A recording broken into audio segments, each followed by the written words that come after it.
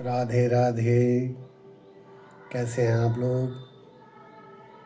मैं उत्तराखंड पे एक और वीडियो बना रहा हूँ जो आपके लिए फ़ायदेमंद साबित हो सकती है और आपकी जानकारी बढ़ा सकती है। कहानी शुरू होती है। मुखबा भागीरथी घाटी का अंतिम गांव है। यहाँ गंगोत्री के पंडे यानी पुजारी रहते हैं। सर्दियों में गंगोत्री के कपाट जब बंद हो जाते हैं तो गंगा माँ की मूर्ति मुखबा में आ जाती है। वहीं पर इस मूर्ति की पूजा होती है। इस गांव का इतिहास उस समय एक नया मोड़ लेता है जब फ्रेडरिक विल्सन नाम का एक फिरंगी अपनी बंदूक ताने यहाँ कदम रखता है। बहुत लंबे कद, लाल चेहरे और अजनबी रूप के कारण गांव के लोग शुरुआत में उससे डरते हैं, क्योंकि इससे पहले लोगों ने ऐसा कोई देखा नहीं था। 1840 के दशक के शुरुआत में ये भारत आया था। वो तब ब्रिटिश सेना में एक अधिकारी था, लेकिन 1842 में अंग्रेज़ अफगान युद्ध में ऐसी परिस्थितियां बनी कि उसे सेना से भागना पड़ा। कुछ लोग कहते हैं कि उसने अपनी ही सेना के एक अधिकारी की हत्या कर ली थी, इसलिए वो भाग कर आया था।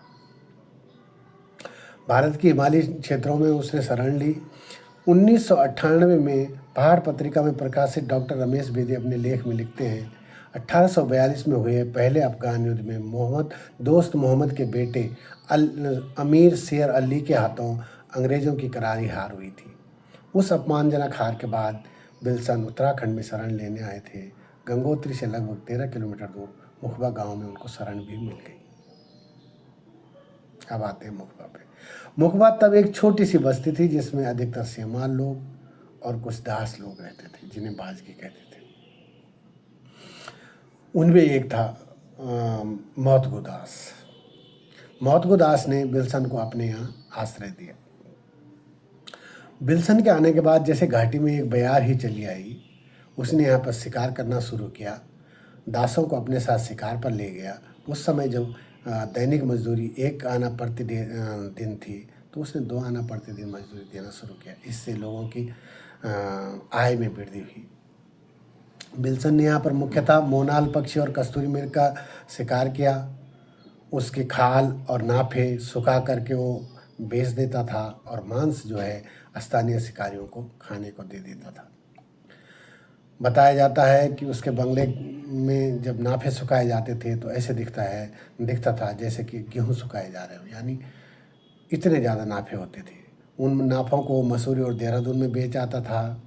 टकनौर के लोग उस समय केवल मांस के लिए कस्तूरी मृग का शिकार करते थे। उन्हें कस्तूरी की असली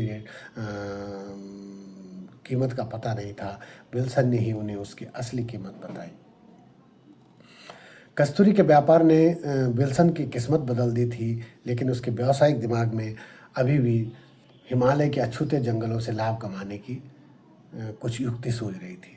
इसी के लिए वो टिहरी राज दरबार में गया और वहाँ पर उसने हिमालय के अछूते जंगलों से लकड़ी का कटान की और उसको हरिद्वार तक पहुँचाने के लिए उस ज़माने में 4,000 रुपये प्रति वर्ष के हिसाब से अप्रतिबंधित लीज राजा से ले ली। यानी वर्ष भर तक वो जंगल काटेगा, जो करेगा, जैसे करेगा, केवल राजा को 4,000 रुपये वार्षिक लगान देगा। इसके बाद राजा भवानी शाह ने 1865 में ये रेट बढ़ा दिया। उन्होंने 10,000 रुपये वार्षिक कर दिया और जब तक विल्सन रहा उसने ये राशि देते हुए जंगल का विस्तृत दोहन किया। फिर साल 1931-32 में राजा नरेंद्र साहब जब हुए तो उन्होंने ये ठेका फिर पौड़ी गढ़वाल के एक ठेकेदार गंगाराम खंडूड़ी को दे दिया, जो संभवतः हमारे पूर्व मुख्यमंत्री खंडूड़ी जी के वंशज थे। उस समय ये ठेका 30,000 रुपये पे दिया गया। अब बात आती है विल्सन पे। विल्सन के आलोचकों का कहना है कि जंगल का मालिक बन करके ऊंचे पहाड़ों के अनछुए जंगलों को बेतहाशा काटा और कई साल तक पेड़ काटते काटते टकनौर, बाड़ाहाट, भदरसू के जंगलों के देवदार के वृक्षों से खाली कर दिया। जहाँ तक विल्सन को जंगल का विनाश करने वाला समझा जाता है, वहीं ये भी माना जाता है वह उत्तराखंड के कठिन इलाकों में वनों का सही तरीके से इस्तेमाल करने वाला और उन्हें नदियों के जरिए मैदानों तक पहुंचाने वाला पहला व्यक्ति था। भागीरथी की तेज धारा के सहारे बहाकर अपनी लकड़ी को हरिद्वार तक भेजना ये एक वैज्ञानिक उपलब्धि थी। विल्सन ने पहाड़ों में पुराने रास्तों को बदलकर नए रास्ते बनवाए ताकि उनका काम आसान हो सके। उसने रास्तों पर पुल बनवाए। हरसिल, कोटबंगला, धरासू, धनोल्टी, कानाताल, झालकी, मसूरी, इन जगहों उसने बंगले बनवाए। उसने जिन रास्तों को डेवलप किया उसको विल्सन मार्ग कहा जाने लगा। मसूरी से मुखबा तक का विल्सन मार्ग जो था वो मसूरी से धनोल्टी, धनोल्टी से कानाताल, कानाताल से बंदवाल गांव, बंदवाल गांव से बलड्याना, बलड्याना से फिर पुलपार, लमगांव, लमगांव से फिर आगे बढ़ते हुए नगुण, नगुण से धरासू, धरासू से डुंडा, डुंडा से मनेरी, मनेरी से भटवाड़ी, भटवाड़ी से गंगनानी, गंगनानी से सुक्खी, झाला और हरसिल होते हुए मुखबा पहुंचता था।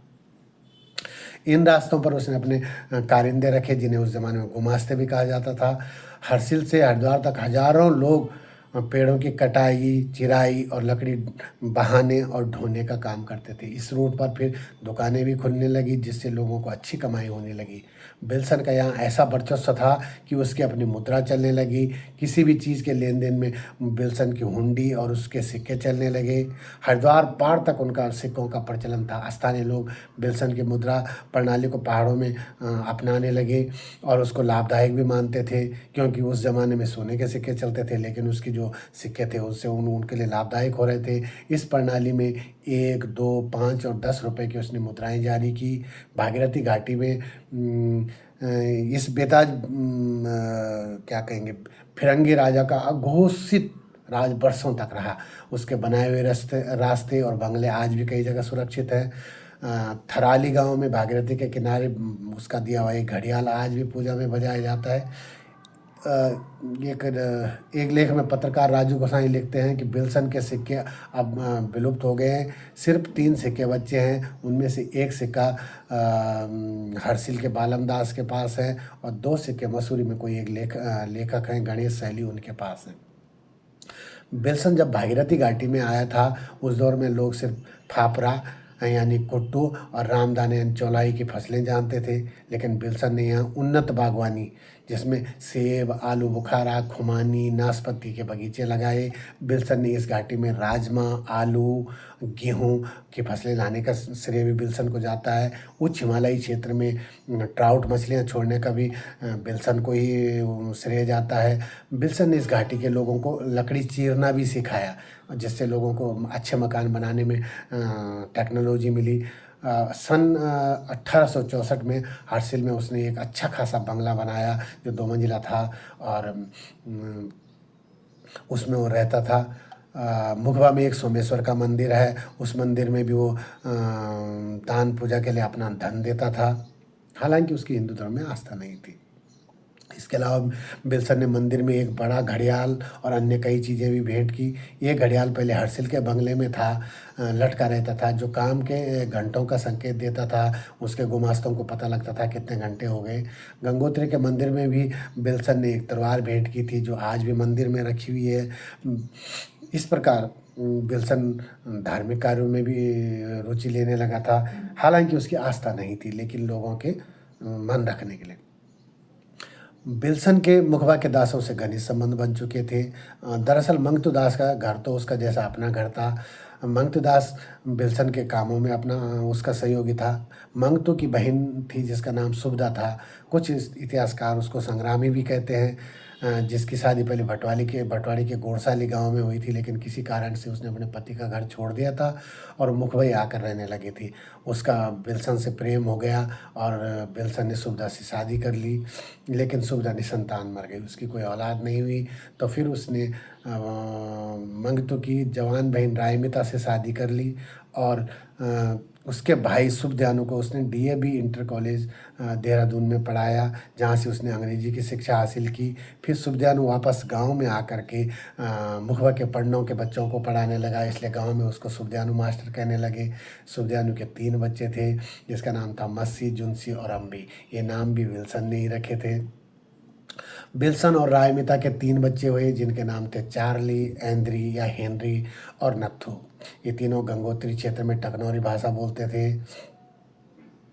इसके बाद इस इलाके से हिमाचल से किन्नौर तक जाने का भी एक रास्ता था जिससे किन्नौरी लोग गंगोत्री की यात्रा में आते थे। इसी रास्ते से विल्सन कुल्लू से सेब और आलू के बीज लाया था। हर्सिल में। बिल्सन के सबसे बड़े बेटे चार्ली ने देहरादून में एस्ले हॉल में और मसूरी में चार्ली विला नाम से होटल बनाया था। मसूरी में जो चार्ली विला होटल था वो आज हमारे लाल बहादुर शास्त्री अकादमी या लवासना के नाम से भी जाना जाता है। बिल्सन के बाकी दो बेटों की भी एक अजीब कहानी है। हर्सिल के पास ही एक मुगबा के पास एक गांव थराली है जहां पर पंवार लोग रहते हैं। वहाँ एक पंवार थे जीतमल, उनकी दो बेटी थी रुदा और गोदावरी। ठीक है, बिल्सन के छोटे बेटे ऐंद्री और नत्थु उनकी सुंदरता पर मोहित हो गए थे। जीतमल ने रुदा की शादी ऐंद्री से और गोदावरी की नत्थु से कर दी। तो इस प्रकार दोनों हिंदू बहनें ईसाई घर में ब्याह हो गया। लेकिन राजपूत हिंदू लड़कियों के फिरंगी ईसाइयों से शादी होना इस समय इलाके में बड़ा चर्चा का विषय बन गया। घाटी में जो बेड़े बेड़ीन होते थे उस ज़माने के, उन्होंने गाने भी गाए। जो गाना रुदा गोदावरी के नाम से बहुत फेमस हुआ। मुगवा के आसपास गाँव के लोगों के लिए जहाँ बिल्सन का आगमन एक टेक्नोलॉजी के रूप में वरदान हुआ, तो वहीं उसका जो तीसरा बेटा नत्थु था वो एक अभिशाप भी बन गया। लोग बिल्सन और उसके बेटे चार्ली को तो हमेशा सम्मान से याद करते हैं, लेकिन नत्थु का नाम अपहरण, बदमाशी और हत्याओं से बहुत जुड़ा हुआ है। थराली के लोग कहते हैं कि नत्थु और गोदावरी की शादी सहमति से हुई थी, लेकिन मुखवा के पंडित कहते हैं कि रुदा और गोदावरी बहुत सुंदर थी देखने में, इसलिए नत्थु ने उनका अपहरण कर लाया था। इस प्रकार से क्षेत्र में जो है आपराधिक प्रवृत्तियां बढ़ गई थी। नत्थु किसी पे भी बंदूक उठा देता था और निशाना बना लेता था। एक बार यात्रा के दौरान उसने हर्सिल में अपने बगीचे के सामने कुछ तीर्थ यात्रियों की हत्या कर दी थी। एक बार उसने बकरियों के झुंड पर गोली चला दी, 150 बकरियां मारी गई। पागलपन सा उस पर छा गया था। पागलपन के इस दौर में उसने थराली गांव में बड़ा उत्पात मचाया। इसके बाद गांव के एक प्रतिनिधिमंडल टिहरी रियासत के राजा से मिलने गया और उसकी गिरफ्तारी की मांग की, जिस कारण उसको टिहरी जेल डाल दिया गया और वहीं उसकी पागलपन के कारण मौत हो गई। बिल्सन के दोनों बेटे जब मसूरी देहरादून चले गए और नत्थु के पागलपन में मौत हो गई, तो बिल्सन का मन हर्सिल में नहीं लगने लगा। उसने सारी संपत्ति बेचने का सोचा, लेकिन कोई खरीदार नहीं मिला। तो आखिर में उसने गुस्से में बंगले का कुछ फर्नीचर बाहर फेंक दिया और उस पर आग तक लगा दी। फिर हर्सिल का मुख्य बंगला जो था, उसने सोचा कि जब मैंने पहले ज़मीन पंडों से खरीदी तो क्यों ना पंडों को ही दे दी जाए, लेकिन दास लोगों ने ऐसा करने से उससे मना कर दिया। फिर उसने असमंजस की स्थिति में हर्सिल का बंगला टिहरी के राजा को सौंप दिया, जिसे बाद में वन विश्राम गृह बना दिया गया। हर्सिल में जो बंगला था वो 1990 के दशक तक बना रहा। 1990 के दशक में उसमें आग लग गई और वो ख़त्म हो गया। लोगों का ये मानना है कि पहाड़ में जंगली जानवरों का शिकार, पेड़ों का कटान, देवताओं का अनादर आदि के कारण उसे अभिशाप लगा, जिससे उसका बेटा नत्थु पागल होकर मर गया।